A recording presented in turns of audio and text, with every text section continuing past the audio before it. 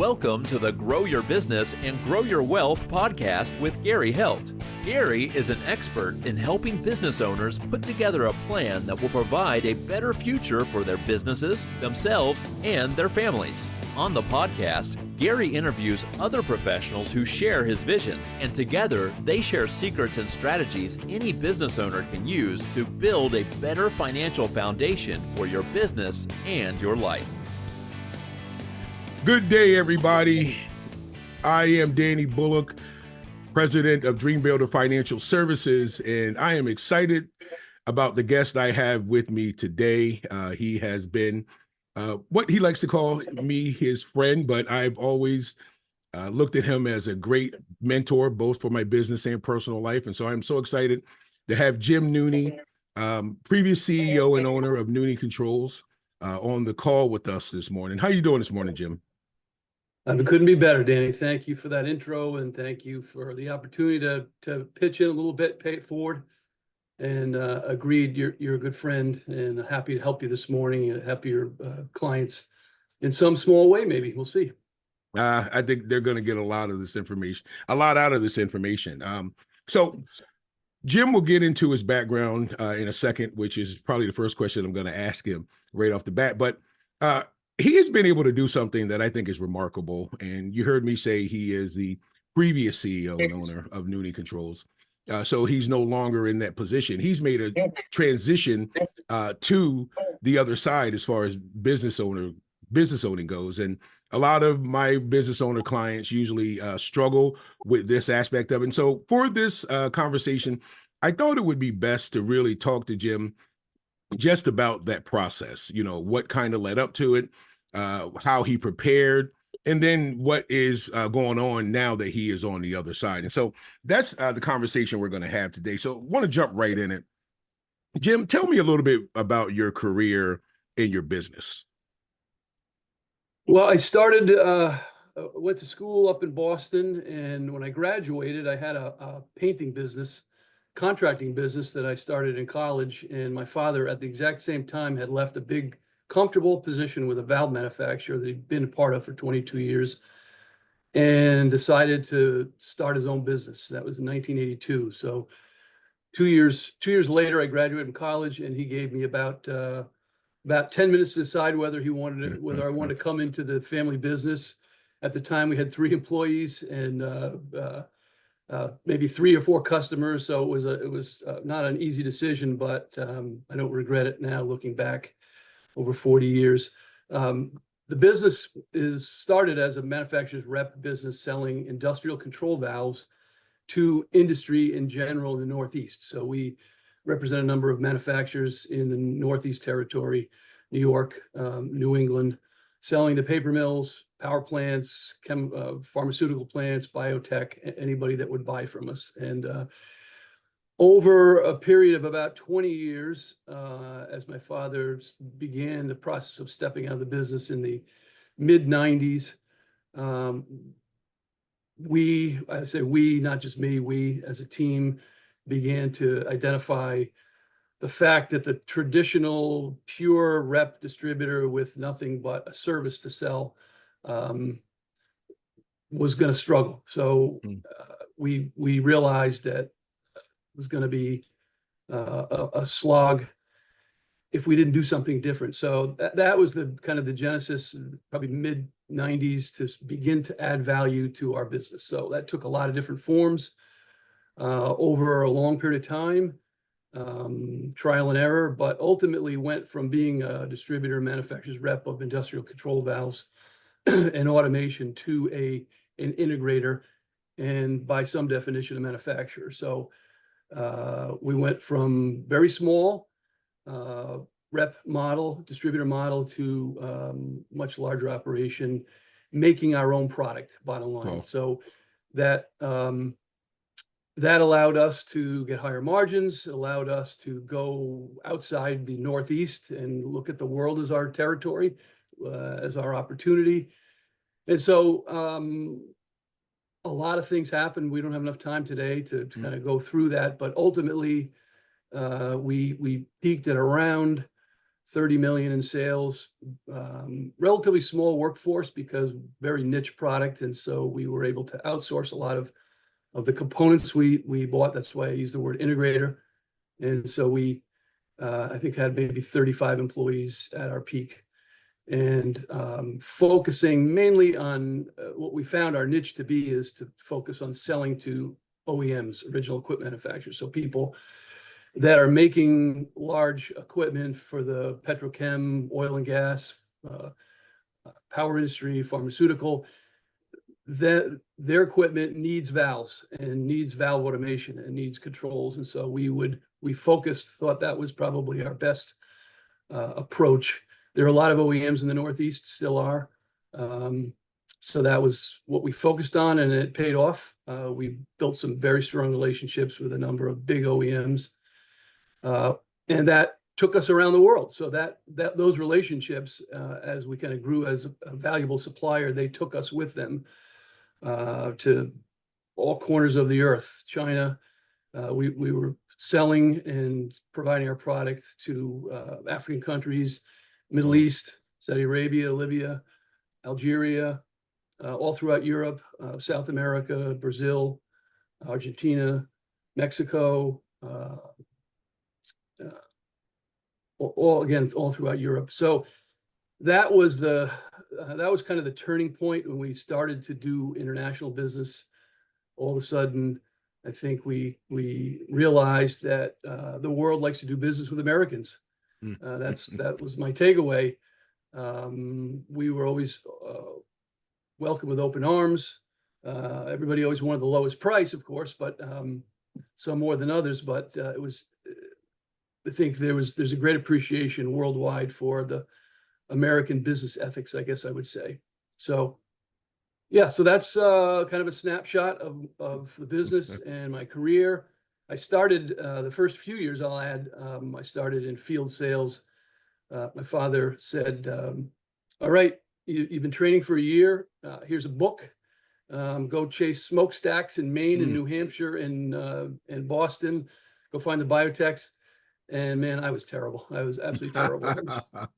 I didn't know what I was doing. I'm not sure he knew what he was doing. Back in the mid 80s, early 80s, there weren't a lot of books on how to, like we have today.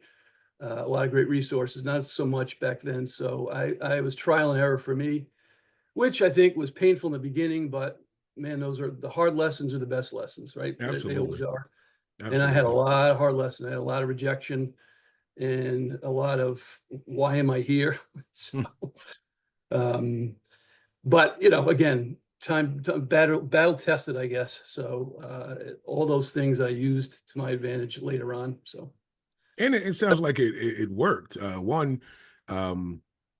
You've traveled all over the world. It sounds like you've been, Lord, so many places. The business has been able to take you there. But one thing I heard you say that I think is important, because I think sometimes business owners, when they are getting started and things of that nature, they want to kind of go in every little direction. But you said we found our niche. Is that when the business started to take off, when you found your niche? Absolutely. Yeah, absolutely. So the OEM piece was the big one. You can't be everything to all people. There are a lot of businesses that try to. It's very difficult to do that. We found a niche that we knew would be profitable if we could do it well.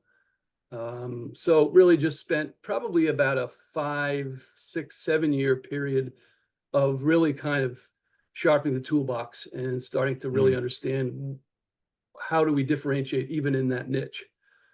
We have competitors, but how to really dig in and be different. And that was a lot of fun, actually. That's been the part of it, has been the creative thinking and risk taking, a lot of risk taking. So that's not a small part of all of this. That I think my dad was ready to step out in the late 90s. As is not uncommon, you get toward the end of your career, and big risk is not something that you're looking for At the end, especially. Usually. So that was a great time for us to kind of transition. And so I guess I was dumb and stupid, but a Mm. lot of experience, and so took a lot of risk, and generally paid off. So yeah, that's a big part of our success as well, is the willingness to take risk, which I think is a common theme in a lot of businesses. Yeah, but it's measured and it's an educated risk as well. It's also, Mhm. you know, like they say, riches and niches. So after the 35 years, you know, what brought you to the place where you were ready to sell the business? Mhm.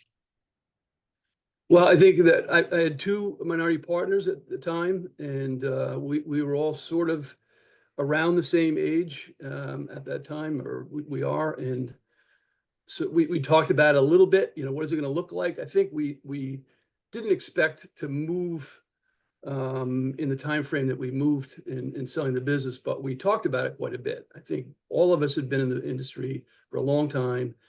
I think all of us, all three of us, if we're being honest, started to have kind of a waning of our willingness to do hard things. Um, Again, not uncommon. Mm.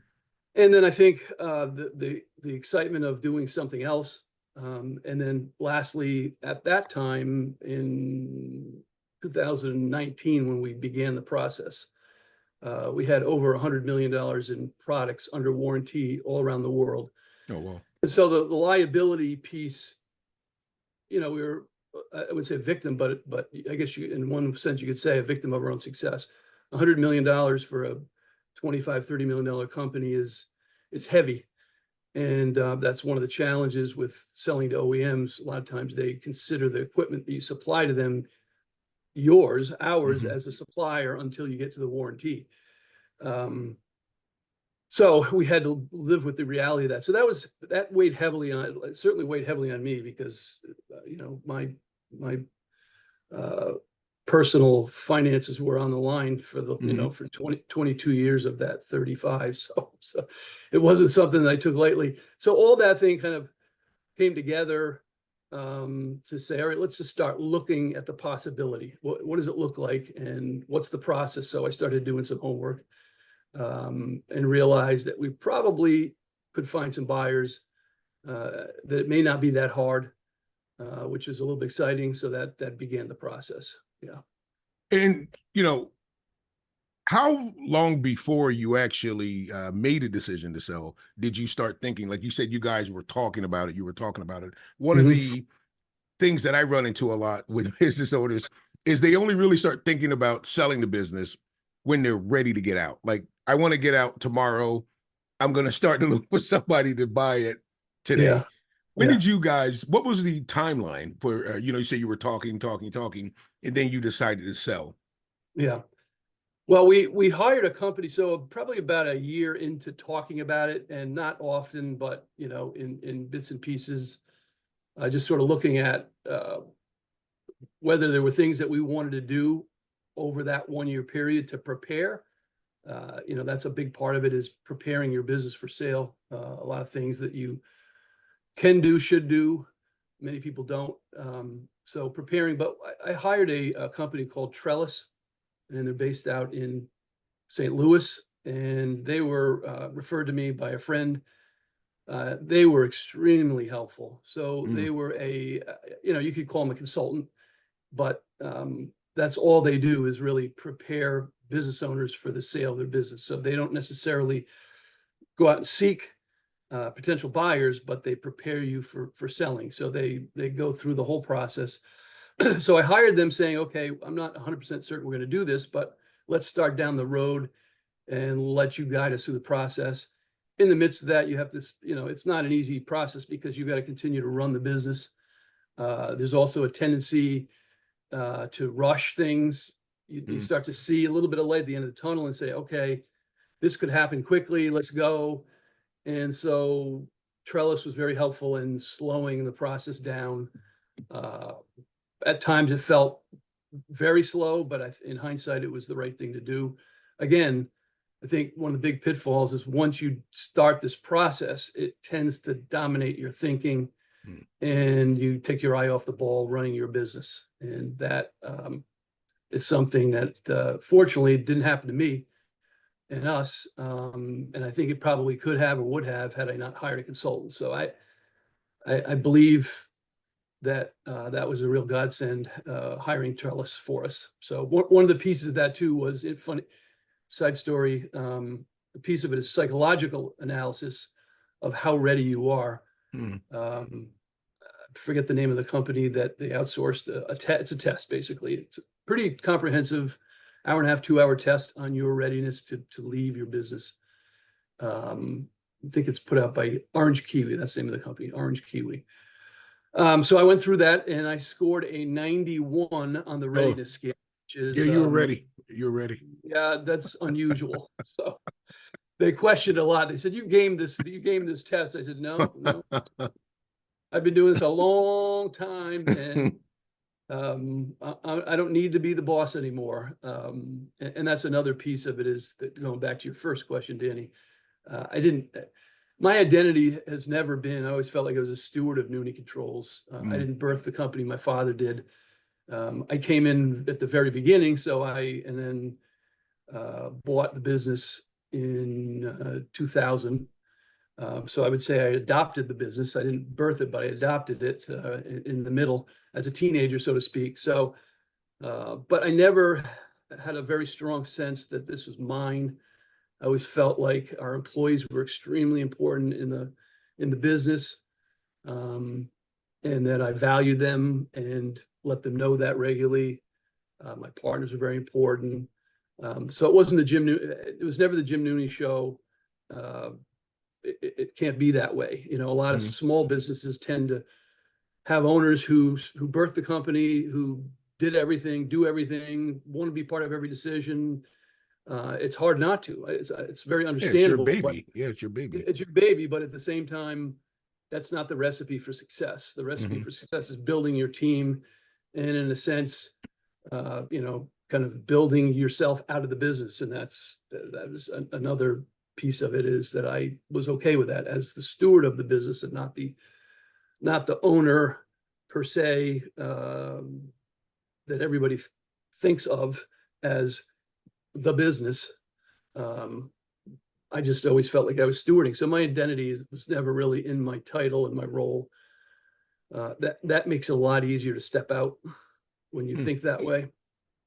Yeah, having stewardship over it. And one of the things that you said, talking to your employees and considering your employees. And one of the things I don't think a lot of business owners really think about is removing yourself from the company also could change the life of your employees. And have they ever considered that? Were there any other big considerations that you had to make or think about that you hadn't previously thought about before selling the business? Well, I think I thought about them, but until it actually comes to a head and you're ready to sign on the dotted line and sell your business, it's hard to really imagine.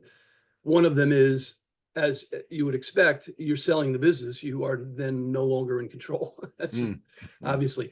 The company that I sold to wanted me to stay and continue to run the business indefinitely. I wasn't willing to do that. I stayed for about 1.5 years,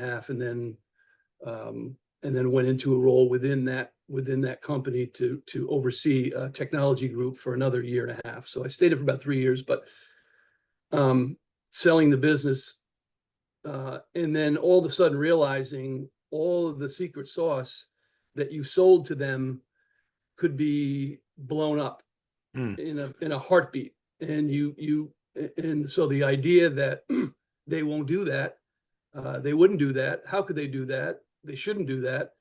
None of that really matters because it's their business. And so that was the thing that kind of hits you like a ton of bricks when you get to the end and you realize, okay, I'm turning over the keys here, and all these employees that I care about may lose faith in the business. They may lose faith in me. They may lose faith in the business that's buying them. I mean, there's so many little things. So they were all watching very closely.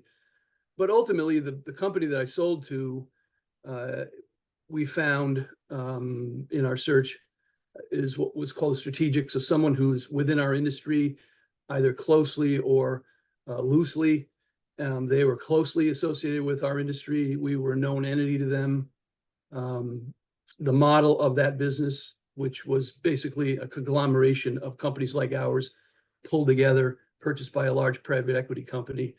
They formed a new company. Now I think currently owns about 75 businesses like ours. They're over, I think, $1.2 billion, $1.3 billion in sales. So a big company, but great model. But one of the things they said, and it was absolutely a criteria of my evaluation of the right buyer, which was they understood our secret sauce, they understood our niche. They said they didn't want to change anything. There are things that are going to change inevitably, but a lot of them were HR. I'm proud of the fact that we only lost one employee. Oh, wow. In the transition, and that really was more a result of conflict over COVID policies, because we sold the business in the beginning of COVID when it was, the craziest, I would say. And so we really didn't lose any employees, which was Remarkable, a blessing. Yeah. I think if I had left immediately, that probably would have changed, but and they probably were there, wait and see attitude. I'm sure that was the case, but happy to say that now, almost 4 years removed, there hasn't been a lot of turnover. I was able, and the other piece of the negotiation, I would say, because it was a negotiation, and once we identified this as the best buyer, likely to be the best buyer, was to negotiate the ability to replace myself.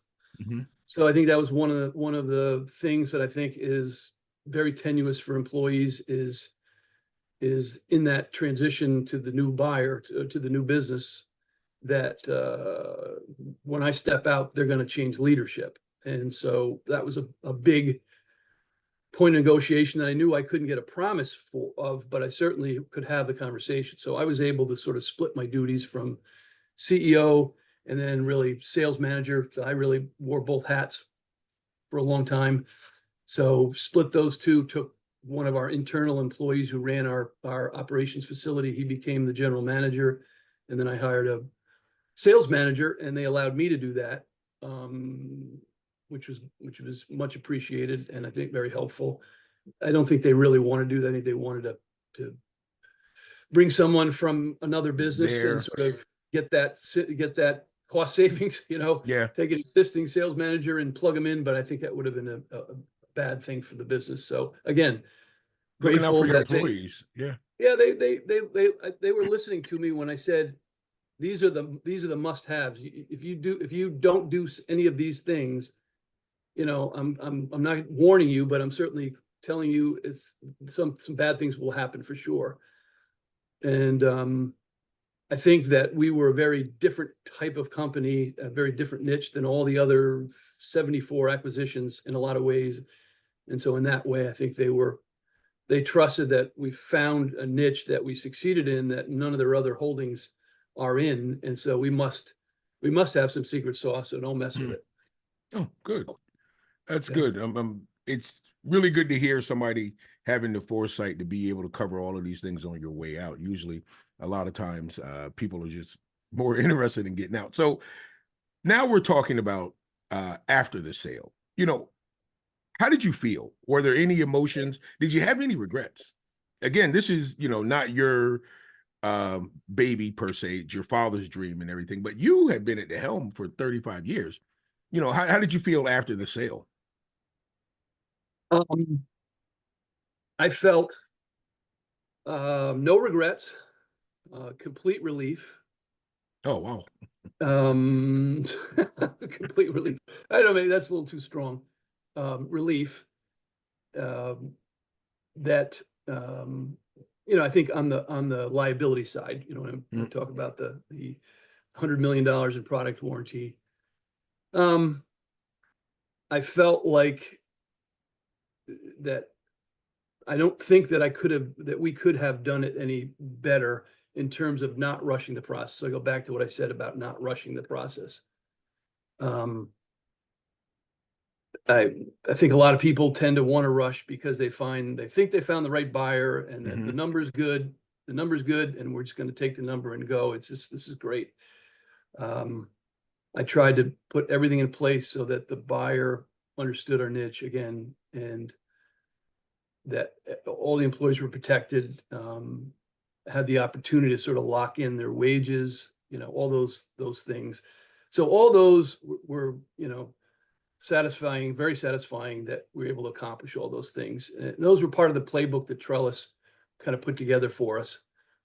And then going back to the fact that I was not forced to take my eye off the ball in running the business over the basically year-and-a-half process. It gets to a point where you think you're there, and then between all of the financial due diligence and legal due diligence, it could be another 6, 8, 10 months. That period of time can crush a leader, it can crush an owner, because you think you're there and you're not there. And that's the point at which I think a lot of owners get cold feet and pull out. And I think because we had a really good playbook kind of anticipating the bumps that you get during the due diligence, we didn't get cold feet. We just kept plugging away. Mm.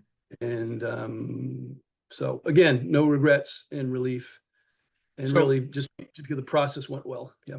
I was just going to ask that, on a scale of 1 to 10, how do you think it went? You don't have any regrets, but you thought it was good, bad, just okay?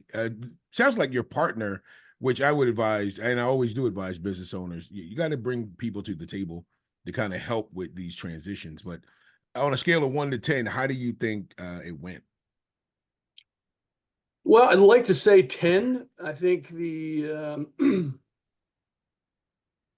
yeah, I mean, I can't really, I guess I have to say 10 because I really can't imagine any process, any part of the process. I'm thinking back to any parts of the process that didn't go well. And again, I think it's because I keep repeating myself, but really what it comes down to is when you're not in a rush, when you take your time, like we say, speed kills in anything. I wasn't 70 years old with health problems.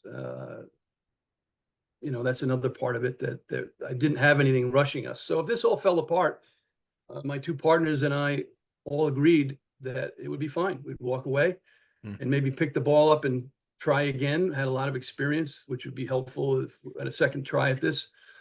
So if it didn't go well, we could walk away and really not feel like we wasted time and money, and it was a great learning experience, and that we would just try again in a year or 2 or 3 or 4. When you don't have that pressure, when you're doing this process without that pressure, again, it's very, very helpful, and it tends to make for a good ending, a good conclusion, good outcome.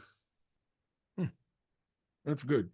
So let's talk about your next chapter. And one of the things I always tell business owners and people in general who think about retirement, you're not retiring from something, you're retiring to something. And so you need to have a personal plan, not just a personal financial plan, but a personal plan for your life, things to do after retirement. Because I know a lot of people who have struggled with this. So I know retirement for you, only because I know you. Retirement's the wrong word for you because you're not retired. But what are some of the things you're doing in the next chapter of your life? Well, that's a scary one for a lot of people, Danny. I talked to friends. Actually, I have a few friends who recently sold their businesses. Some not necessarily by their choice, and others that have by choice, but were surprised at the emotions that they felt when they left. I didn't, like I said, I didn't have that feeling, but for me, one of the guiding Bible verses that I have focused on in my life is in the 12th chapter of Luke, verse 48, which says, "Too much is given, much is required." And I hold that close. I believe that I have had a tremendous number of men of integrity in my life, and women, who have helped me, taught me by example, and more. And it's helped me in my business life, my personal life, my spiritual life. And so I feel like when you step out of your career, understanding that you've had a lot of good people around you, you feel like, okay, maybe I learned a few things from them. Maybe I have something to offer. And so it's my turn to give back. I feel like I am a person who's been given much in many, many ways. and so that's the fun part. The fun part is, okay, what are you going to do to give back? There's so many great opportunities. Before I stepped out of the business, I was involved with a number of them. I've just been able to dig in deeper, get more involved. But kind of a list. I serve on 5 non-for-profit boards. All of those are very rewarding, and I feel great about the mission. I'm all in on the mission of all of these nonprofits. So that's been a lot of fun.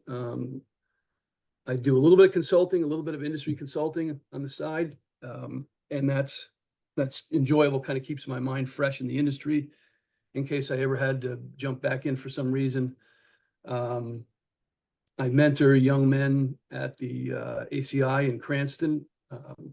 So it's a mentoring program that started a few years ago.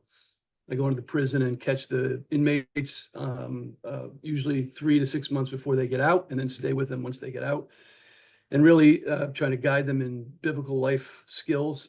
And that's wonderful. And that's really great, because I've run into a couple of guys you've mentored, and they speak highly of you and the relationships they have with you.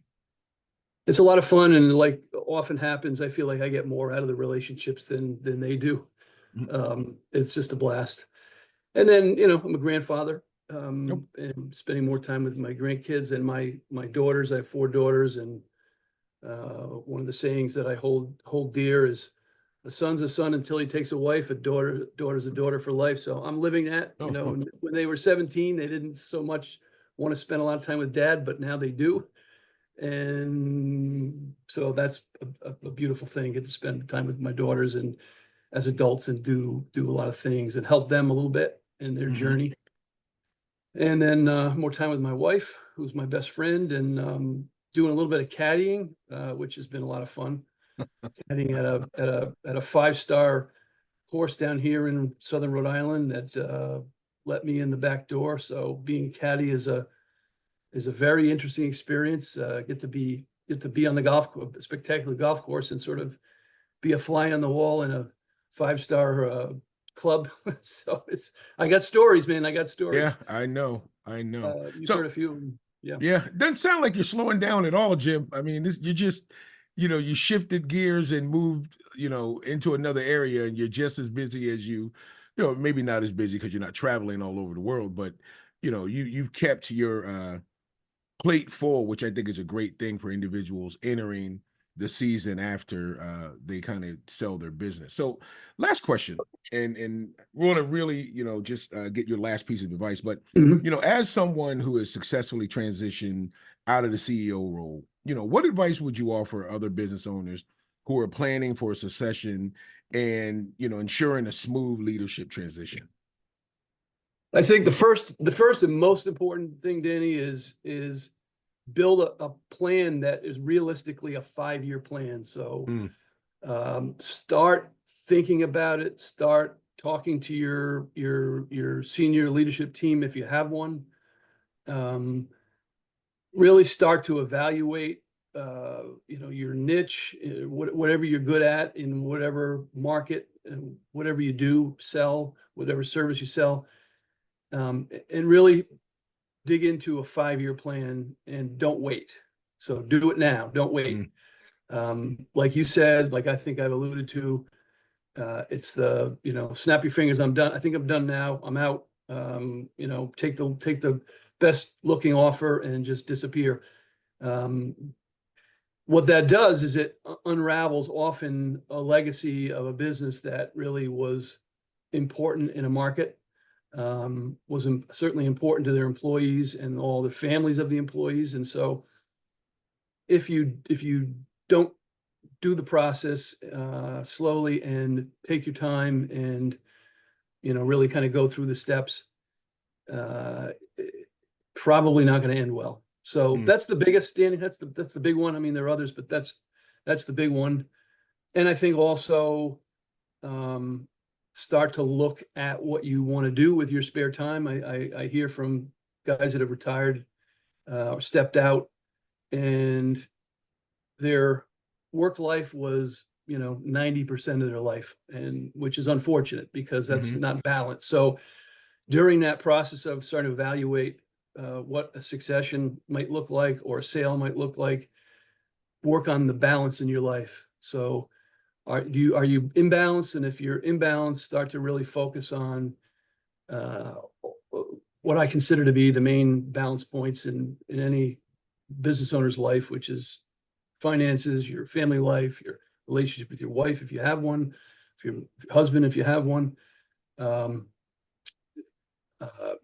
taking time out with your family, taking personal time out, your health, taking care of your health, exercise, your spiritual life, your personal finances, your community, your biblical community, if you're a churchgoer, really building a balanced life so that when you step out, it's not a shock to your system, because it's often a shock.